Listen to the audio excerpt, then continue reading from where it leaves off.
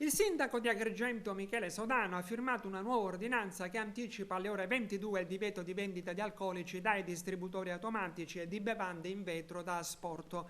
La misura, valida fino al 26 settembre, riguarda San Leone e il centro storico e punta a limitare rumori, abbandono di bottiglie e degrado. Bar, pub, chioschi e locali potranno continuare la somministrazione all'interno degli spazi autorizzati o tramite consegna a domicilio, ma non potranno vendere bevande in vetro da asporto nella fascia dalle 22 alle 7. Per chi viola i nuovi orari è prevista una sanzione da 25 a 500 euro, mentre nei casi di mancato rispetto delle prescrizioni pertinenti al divieto, come cartelli informativi o controlli degli spazi fuori dai propri locali, o di recidiva, possono scattare sospensione e revoca delle autorizzazioni.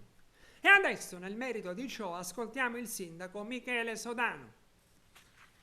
Sono le 21:43 e siamo ancora qua in comune e siccome stanno arrivando tanti messaggi, un chiarimento lo devo fare. Non c'è nessuna stretta sulla movida. Con un'ordinanza abbiamo anticipato di 2 ore il divieto di vendere alcol per asporto, ma solo nelle bottiglie di vetro, affinché queste non possano girare liberamente per la città. Chi oggi vuole prendersi una birra, farsela sbicchierare e farsi una passeggiata lo può assolutamente fare. Non cambia nulla, ma questa è una norma di sicurezza osservata e promulgata in tutti i paesi del mondo. Quindi nessuna stretta sulla movida, naturalmente bevete con moderazione.